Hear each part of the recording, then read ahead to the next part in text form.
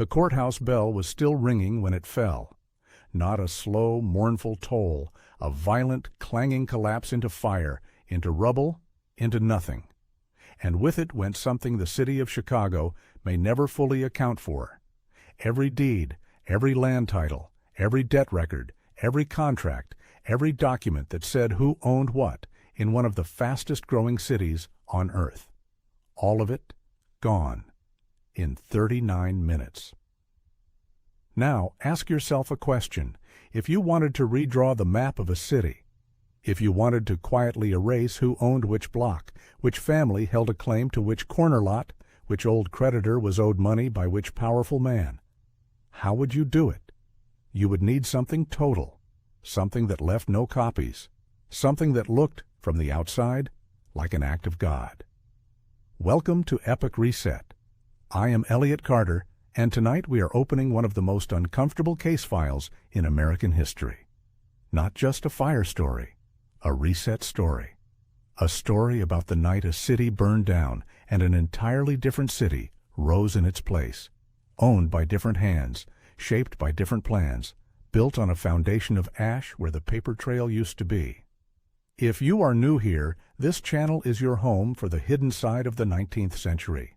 Subscribe right now, because what I am about to walk you through is the kind of history that does not make it into the standard textbooks. And before we are done, I am going to show you something about that night that I think will genuinely change how you see it. Stay with me. Let us begin with the myth, because the myth is where the misdirection lives. The official story has been told so many times that it has the smooth, worn feeling of a river stone.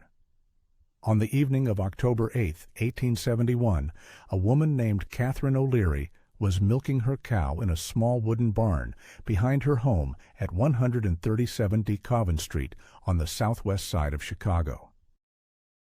The cow, bored or startled or simply clumsy, kicked over a kerosene lantern. Hay caught. The barn caught.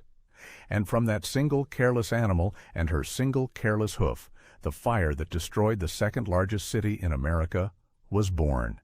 It is a wonderful story. Compact, vivid, easy to picture.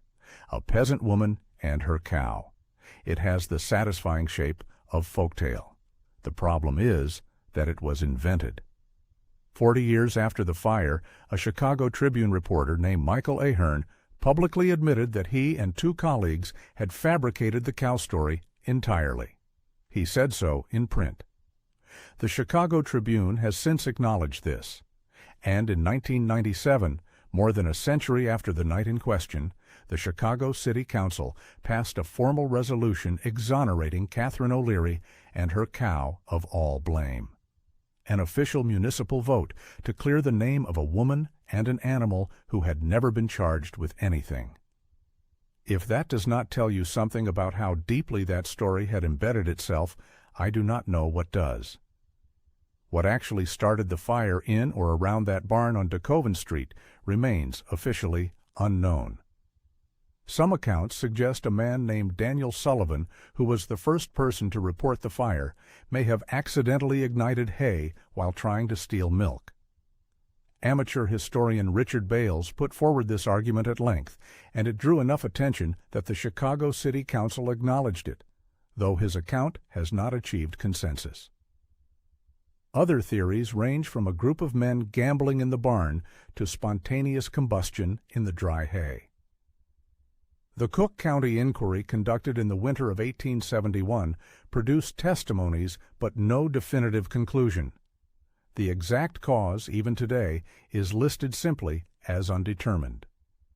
So before we take a single step further, the foundational fact on which the entire official story rests is not a fact at all. It is a fabrication. And the fabrication was aimed squarely at an Irish immigrant family who had no power, no voice, and no way to defend themselves in the press. The anti-Irish sentiment baked into that original story is something historians have noted plainly. The O'Learys were scapegoated, and the scapegoating stuck for over a century. But here is what I want you to hold in your mind as we move forward. The question of who or what started the fire is almost secondary. What happened after the fire started? That is where this story becomes genuinely strange. That is where the questions start piling up in ways that simple accident does not answer. What do you think about the cow story? Did you grow up believing it? Tell me in the comments. How many of you had no idea it was invented? Because here is what the record actually shows about the fire itself, and some of it is hard to square with a barn lantern. Let us talk about what fire does and does not do, and then let us talk about what happened on the night of October 8, 1871. A typical 19th century urban fire, and there were many because cities of that era were largely built of wood, spreads through conduction and radiant heat. It moves block by block. It respects barriers. Rivers, in particular, were understood to be natural fire breaks. You could not burn water. If a fire reached the bank of a river, the conventional expectation was that the river would slow it, if not stop it entirely. Chicago had the Chicago River. It was not a narrow creek. It was a working commercial waterway with two branches cutting through the heart of the city. And the fire crossed it. It crossed both branches. It did not slow meaningfully at either one. The historical record does offer explanations for this. The fire had been burning long enough to generate what observers would later describe as a hurricane of fire and cinders. Fire Marshal Robert Williams, in his own account of the night, used that phrase explicitly, a hurricane of fire and cinders. What Williams was describing was essentially a firestorm, a fire large enough and hot enough to create its own weather system, generating upward drafts that lofted burning debris high into the air and carried it hundreds of feet forward, starting new fires well ahead of the main front. The historical record also tells us about the weather conditions, and they were genuinely extreme. Meteorological records from the National Weather Service, compiled from contemporaneous observer reports, show that on October 8, 1871, southwest winds across the Chicago area peaked at roughly 35 to 45 miles per hour. The city and surrounding region had received almost no measurable rainfall since early July. One weather record from the period notes that only 1 inch of rain fell in Chicago between July 4th and October 9th, a drought so severe that the wood of which most of the city was built had dried to the condition of kindling. The Chicago Tribune's own archives from that period described the city that autumn as, effectively, a tinderbox waiting for a match. When you combine those conditions, extreme drought, extreme wind, a city built almost entirely of wood, including its sidewalks, its roads, its bridges, with a large, already burning fire, the physics of what happened become somewhat less mysterious. More than 2/3 of the structures in Chicago at the time were made entirely of wood. Even buildings that were nominally stone or brick were topped with tar or wooden shingle roofs. The city's main waterworks, built of limestone but roofed with pine, caught a burning ember in the first hours and was destroyed, which meant that the fire department's water supply was cut off at the worst possible moment. That detail alone changed the entire trajectory of the night. And yet there are details in the eyewitness accounts that do not sit entirely comfortably with the physics of drought explanation. Observers described stone facades crumbling, iron structures warping and melting. The Chicago History Museum archives and subsequent historical publications have noted accounts of seemingly fireproof materials behaving as though they were not fireproof at all. The fire generated temperatures that surprised even the people who were there. One account preserved in the University of Michigan Library's digitized collection describes the heat as unlike anything the writer had experienced or believed possible from a conventional fire. Now, I want to be careful here, because this is where responsible investigation separates itself from conspiracy theorizing. We cannot confirm what the peak temperatures were on that night. We do not have instrument readings. What we have are subjective accounts from people who were frightened, exhausted, and surrounded by destruction on a scale none of them had ever witnessed. Extreme fires in dry conditions can and do generate temperatures capable of destroying masonry and deforming iron. The physics support that. But the question of whether the fire behaved in ways that a lantern and hay origin fully explains is one that historians have not entirely closed. There is one more detail about the night itself that belongs here, and it is the one that tends to get buried under the drama of the Chicago story. At almost precisely the same moment the Chicago fire was beginning, some accounts say a few hours before, some say simultaneously, the deadliest wildfire in recorded American history was exploding approximately 260 miles to the north in a small Wisconsin logging town called Peshtigo. The Peshtigo fire burned through more than 1 million acres. It killed somewhere between 1,200 and 2,500 people.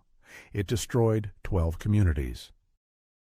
It was so intense that survivors described a wall of flame 5 miles wide, moving so fast that people burst into flames before the fire reached them. A fire tornado threw railroad cars into the air. The town of Peshtigo itself was gone in under an hour. On the same night, the same weather system, the same region, and at the same time, the Great Michigan Fire was burning through Holland and Manistee and Port Huron. And fires were reported in Iowa, Indiana, Kansas, and as far east as New York State. Historians who have studied this period carefully note that all of these fires were driven by the same frontal weather system, the same drought, the same extreme southwest winds generated by a large low-pressure system tracking across the Great Plains. The National Weather Service in Chicago, looking back at the meteorological data, confirms this picture. October 8, 1871, was by far the most dangerous fire weather day in a region that had been primed for catastrophe all summer. But here is what does not add up in a purely tidy way. Peshtigo killed 8 times as many people as Chicago. It burned roughly 300 times as much land, and almost no one alive today has heard of it. The Peshtigo fire is sometimes called the Forgotten Fire, which is a polite way of saying that something about the way information was managed in the aftermath of October 8, 1871, resulted in the Chicago story consuming all available attention, and the Wisconsin story fading almost entirely from national consciousness. Part of that is explicable. Chicago was the second largest city in America. It was a financial center, a railroad hub, a media center. Its newspapers reached every corner of the country. Peshtigo was a small logging town. When something catastrophic happens to a major metropolis, it naturally receives more coverage than when something catastrophic happens to a frontier settlement. That is not surprising. That is how 19th century media worked. But there is something worth sitting with. The story that absorbed all the attention, the story about a cow, about a lantern, about a single origin point in a single barn, was, as we have established, fabricated. The story that was forgotten was the one where 2,000 people died. Does that uncomfortable contrast raise a question for you? It raises one for me. Here is what I want to know from you. Does the weather explanation satisfy you fully when you look at the whole picture, Chicago, Peshtigo, Michigan, all of it, on the same night? Or does something about the scale and timing feel like it deserves more scrutiny? Leave your answer below. Now, I want to walk you through something that very few people realize when they think about the Great Chicago Fire. Something that, once you see it, is difficult to unsee. When the Cook County Courthouse burned in the early hours of October 9th, in 39 minutes according to contemporaneous accounts, it was not just a government building that was lost. The courthouse was where Cook County kept its official property deeds. Every land transaction in the city of Chicago, every transfer of ownership, every mortgage, every recorded debt, every title that established who had the legal right to stand on which piece of ground and call it theirs. All of it was destroyed. The Cook County Clerk's website carries a notice to this day that reads, in its entirety, the Chicago Fire of October 8, 1871, destroyed all county vital records prior to that date. The National Archives in Chicago notes that the majority of federal court records for the city prior to the fire were lost. The Illinois State Archives lists Cook County under its documented record losses.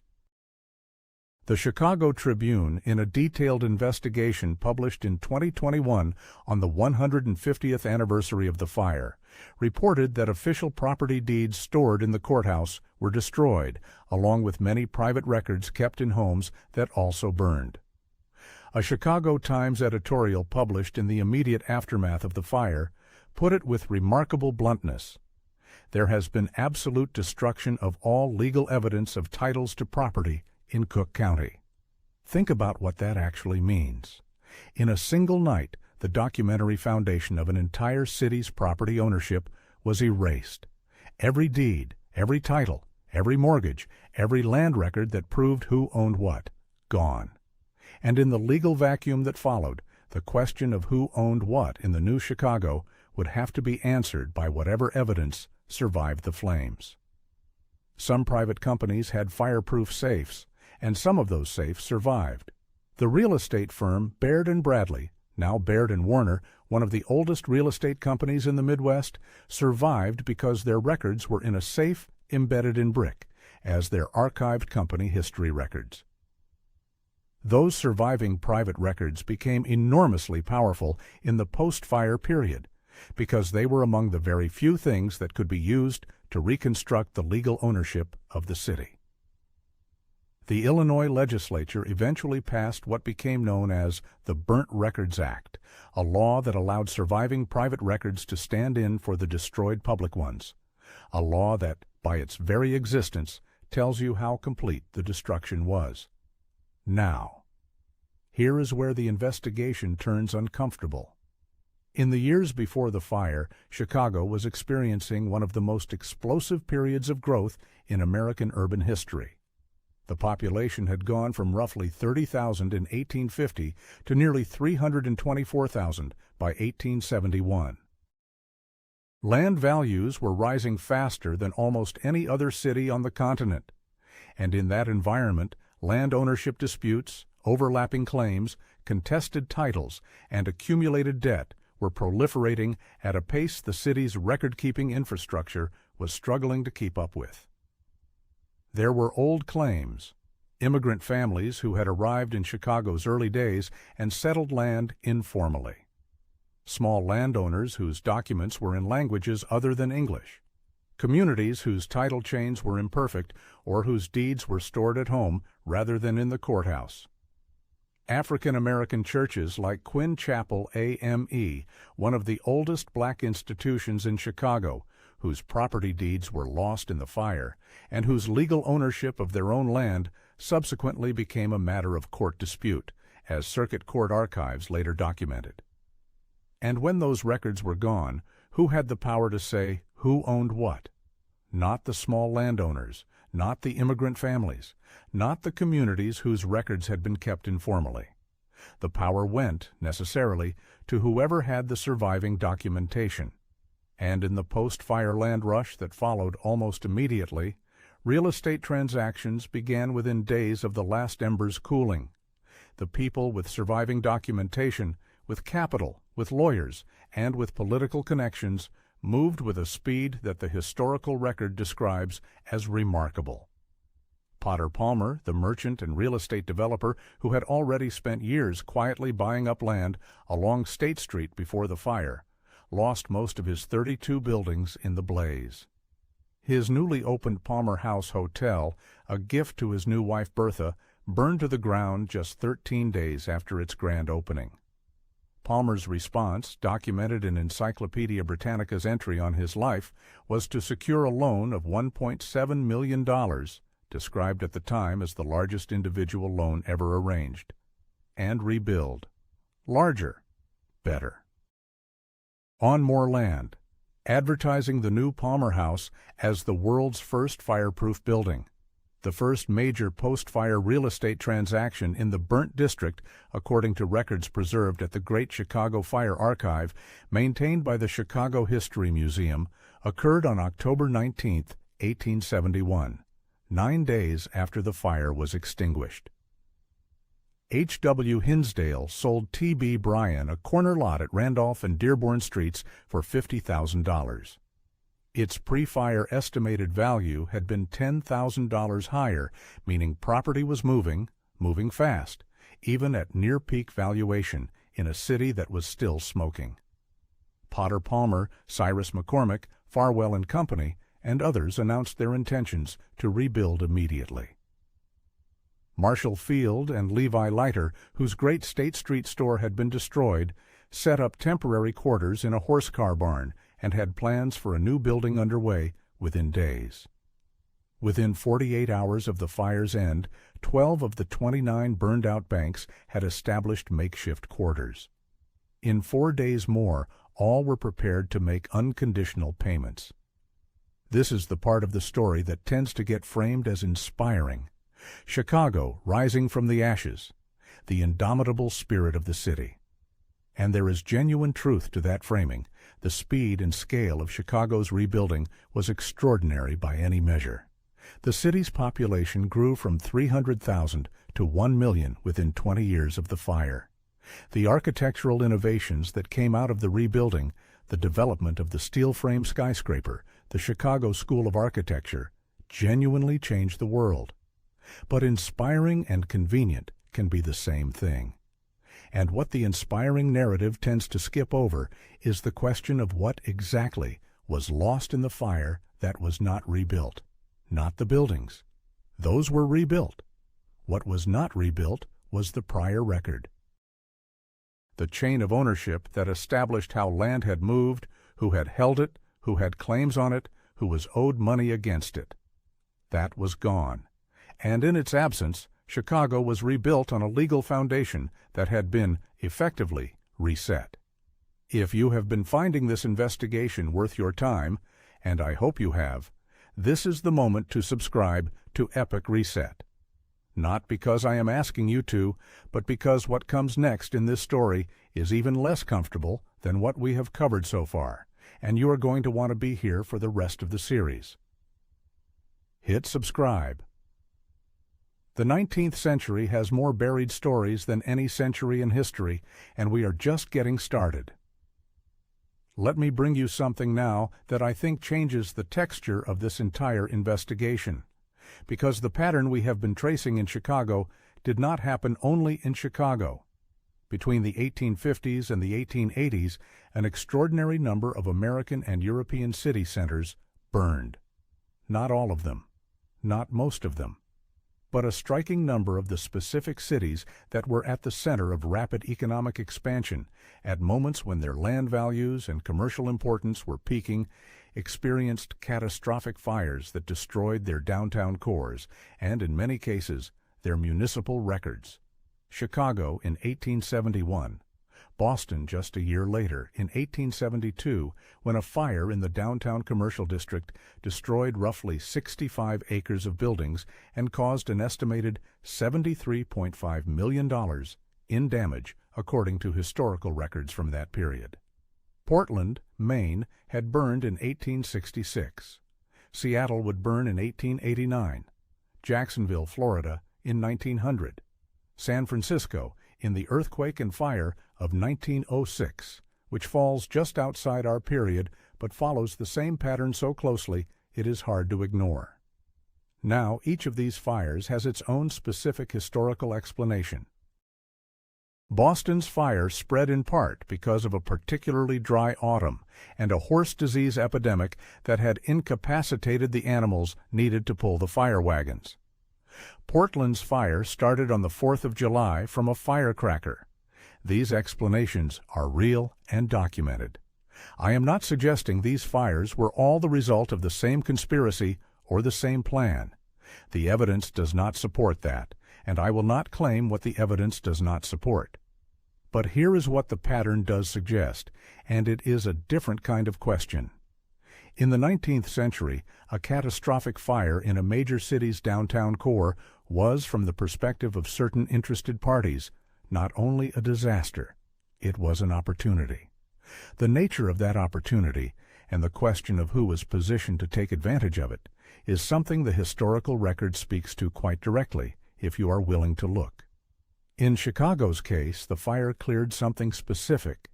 It cleared what one contemporary called the physical and legal chaos of the pre-fire city. The downtown that burned was densely, organically developed, built up over decades in ways that reflected Chicago's history as a frontier trading post, as a canal terminus, as a rough-edged boomtown where land had changed hands informally, where neighborhoods had grown without master plans, where the commercial center had evolved along Lake Street, an east-west road running along a foul-smelling canal.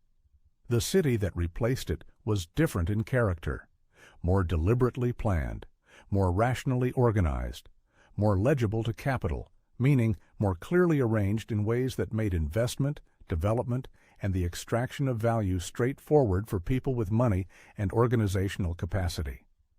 Potter Palmer had been trying for years before the fire to shift Chicago's commercial center from Lake Street to State Street. He had bought most of a mile of State Street frontage. He had persuaded the city council to widen the street. He had convinced Marshall Field to move his store there. And yet, as the PBS American Experience documentary on the Palmers notes, before the fire, the blocks of State Street still cut back and forth between Palmer's new buildings and the older structures that had refused to conform. The street was not yet what Palmer wanted it to be. After the fire, as that same source notes, the blocks were all regularized. State Street became the broad, unified boulevard that Palmer had envisioned, anchoring the city's new commercial core. Palmer had essentially reoriented Chicago's downtown from Lake Street to State Street, and the fire completed the process in a single night that decades of negotiation had not achieved. I want to be precise about what I am and am not saying here. I am not saying Potter Palmer set the fire. There is no evidence for that, and I will not suggest it. What I am saying is that the fire, whatever its cause, produced an outcome that was extraordinarily convenient for a specific class of well-capitalized landowners who had pre-positioned themselves in the exact geography that the fire cleared and reset. That is documented history. The convenience is documented. The pre-positioning is documented. The speed of the subsequent transactions is documented. What cannot be documented, because the records were destroyed, is the full picture of what was lost, whose claims were quietly never refiled, whose debts were never reestablished, whose informal ownership of a plot of ground in the new city simply disappeared into the ash. This is where I want your perspective. Does the pattern we are looking at, the timing, the record destruction, the speed of the post-fire transactions, feel like coincidence to you? Or does it feel like something else? I am genuinely curious what your instinct says. Tell me in the comments below, because the range of views on this question is part of what makes it so interesting. There is one more dimension of this story that belongs in any serious investigation of October 8, 1871, and it is the dimension that tends to be most completely absent from the popular telling. Chicago in 1871 was not a unified community. It was a patchwork of ethnic neighborhoods, of immigrant communities, of working-class settlements that had developed their own internal social structures, their own informal economies, their own ways of managing land and property. Irish immigrants, German immigrants, Scandinavian immigrants, free black families who had made their way north, all of them had been building lives in Chicago, and many of them held land, or believed they held land, on the basis of documentation that was now ash.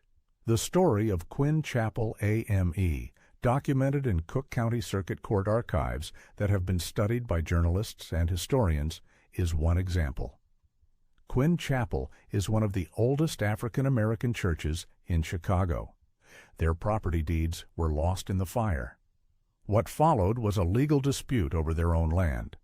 A church community that had built and sustained an institution was suddenly in the position of having to prove, in court, that the land beneath their building belonged to them, because the document that said so had been destroyed in a fire that also destroyed the public record. This was not an isolated case. It was, according to the Chicago Tribune's historical investigation published in 2021, a common situation in the months and years following the fire. Families that had held land for decades found themselves without legal standing. The grave of Andreas von Zerngiebel, a German immigrant whose home on Larrabee Street burned in the fire, destroying his family's land deed along with everything else, became the subject of a legal battle that dragged on for decades and ended with an Illinois Supreme Court ruling in 1894 that gave the family a right to the gravesite, but nothing more. His descendants, as the Tribune documented, still believe they lost land they were never able to prove was theirs. These cases represent a specific kind of loss that the inspiring narrative of Chicago's rebuilding tends not to address. The loss was not random. It fell disproportionately on the people who were least equipped to navigate a legal system that required documentary proof of ownership, proof that the fire had destroyed along with everything else. It fell on immigrant families whose records were informal or foreign language. It fell on black communities whose legal standing in mid-19th century America was already precarious. It fell on small landowners who did not have lawyers on retainer, who could not move as fast as Potter Palmer and Marshall Field, who did not have private safes with fireproof walls. The Illinois Burnt Records Act, passed in the aftermath of the fire to allow private records to substitute for destroyed public ones, was a genuine and necessary piece of legislation. But who had the private records? The companies that had invested in fireproof safes. The real estate firms and banks and large commercial entities that had the capital and the foresight to protect their documentation. The law, designed to solve the problem, solved it primarily for the people who had already been in a position to protect themselves, which was, almost by definition, not the families losing sleep over their land deeds in October of 1871. By 1880, Chicago's population was already approaching 500,000. By 1890, it had crossed 1 million. The World's Columbian Exposition of 1893 brought 21 million visitors to the city. The White City, the temporary city of gleaming exhibition buildings constructed on the South Side lakeshore, was celebrated worldwide as a vision of what American urbanism could be. But under the White City, under the grand boulevards and the new steel-frame skyscrapers and the Palmer House with its silver-dollar barbershop floor, was a city built on a cleared foundation, a city whose prior legal history had been, with remarkable thoroughness, erased, a city that had risen faster and more deliberately than perhaps any urban center in history, and that had risen in no small part because a fire had done in 36 hours what decades of negotiation, litigation, and incremental development had not. I want to be clear about where the record takes us and where it does not. The record takes us clearly to the destruction of the archives, clearly to the speed and convenience of the post-fire land transactions, clearly to the pattern of who benefited and who lost out, clearly to the documented cases of families and communities who believed they lost land they were never able to prove they owned because the proof burned. The record does not take us to a conspiracy. It does not give us a smoking document, and that choice of phrase feels appropriate here, that proves the fire was deliberately set to accomplish these ends. The meteorological evidence, the drought conditions, the wind patterns, the state of the city's fire infrastructure, all of this points toward a catastrophe that was, in a meaningful physical sense, waiting to happen. The conditions were extreme. The city was built to burn. The fire department was exhausted and undermanned.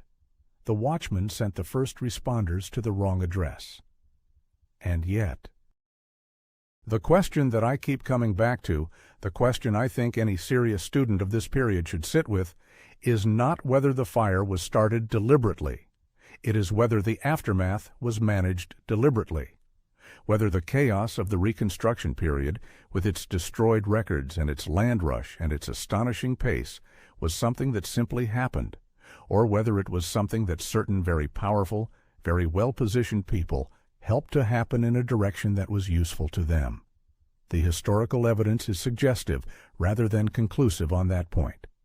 And in the world of 19th century history, suggestive rather than conclusive is often the best we can do.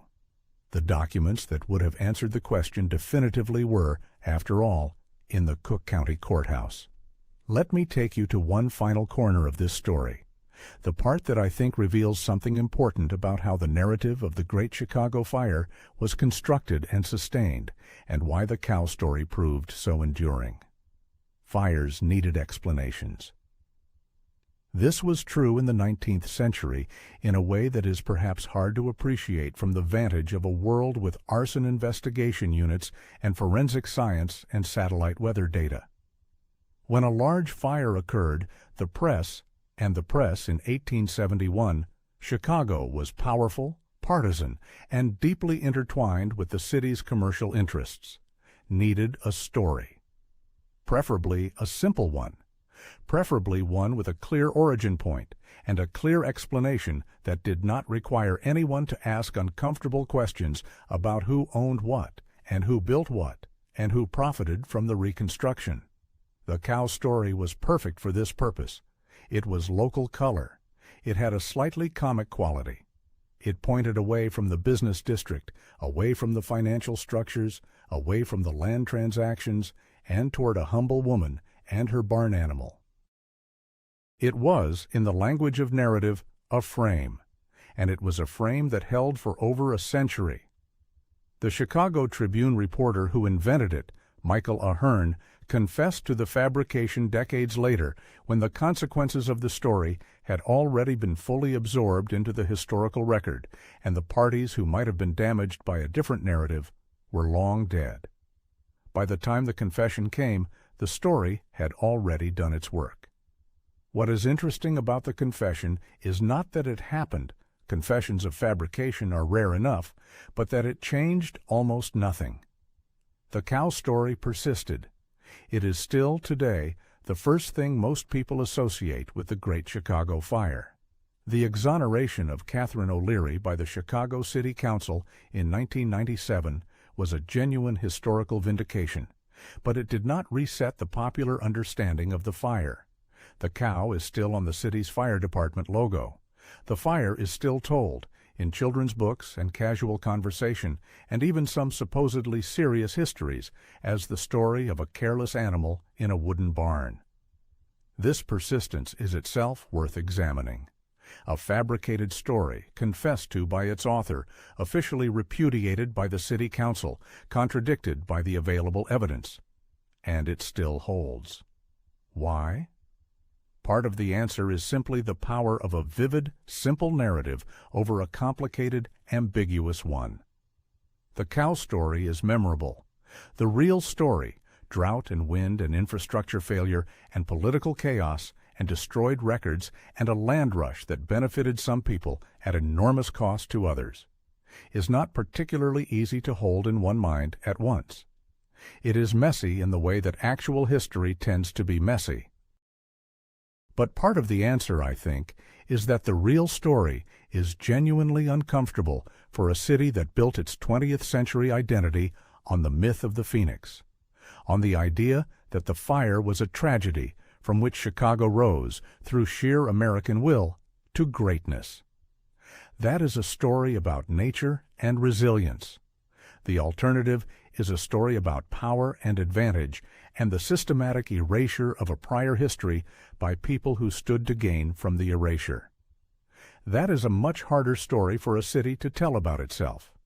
And so the cow lives on, and the courthouse is gone, and the deeds are ash.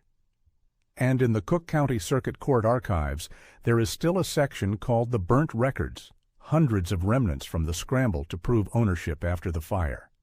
And in those fragments, if you look closely enough, you can see the outline of what was lost and who lost it. A Chicago Times editorial from October 1871 said it plainly. There has been absolute destruction of all legal evidence of titles to property in Cook County. The annoyance, calamity, and actual distress that will arise from this misfortune are not yet properly appreciated. 150 years later, I would argue they are still not properly appreciated. Here is my final question for you in this investigation.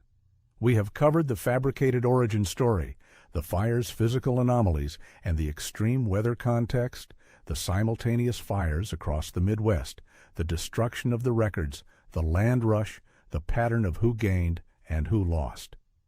When you put all of that together, what do you think? Does this feel like a tragedy? A coincidence? A managed event? A reset? Tell me in the comments. I read every single one, and this is the kind of question that deserves a genuine conversation. Let me bring this investigation to a close, but not to a conclusion, because the honest truth is that the Great Chicago Fire of 1871 does not have a clean conclusion. It has a case file that is still open. We know what burned.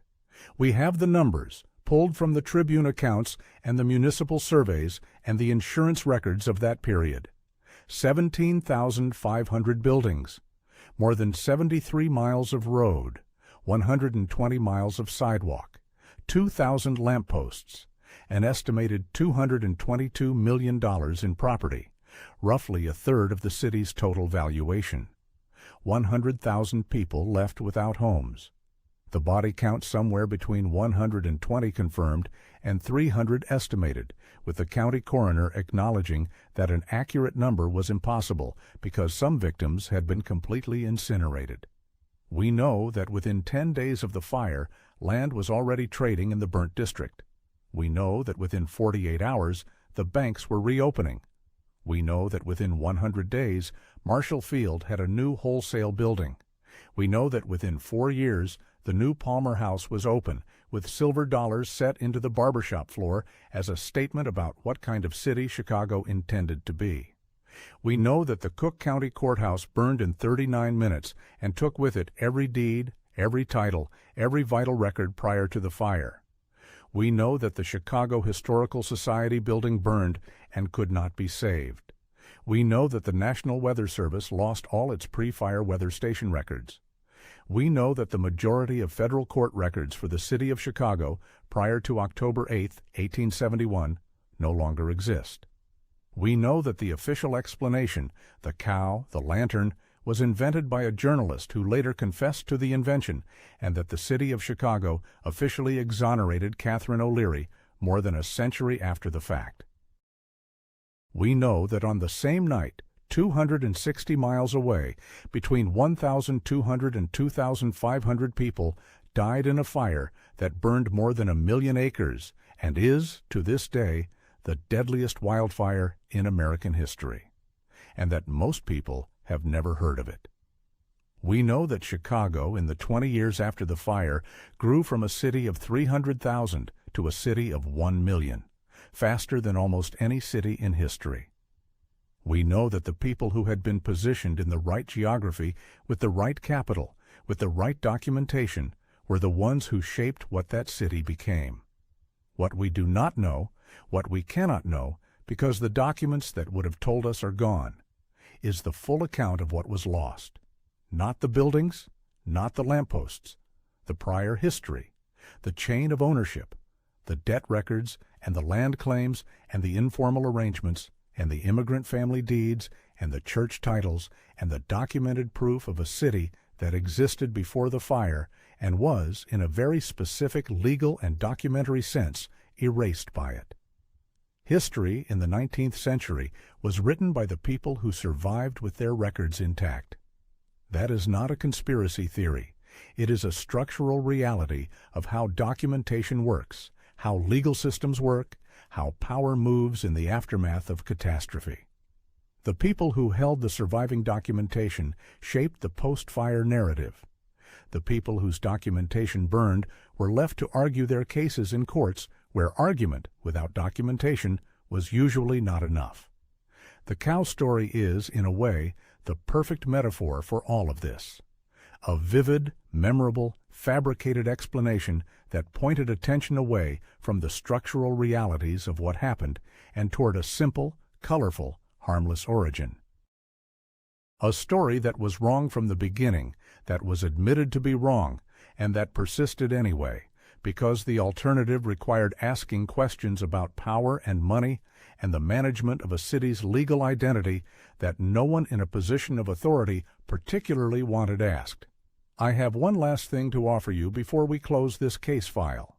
The address where the fire began, 137 DeKoven Street, or its modern equivalent of 558 West DeKoven, is today the site of the Chicago Fire Department training facility.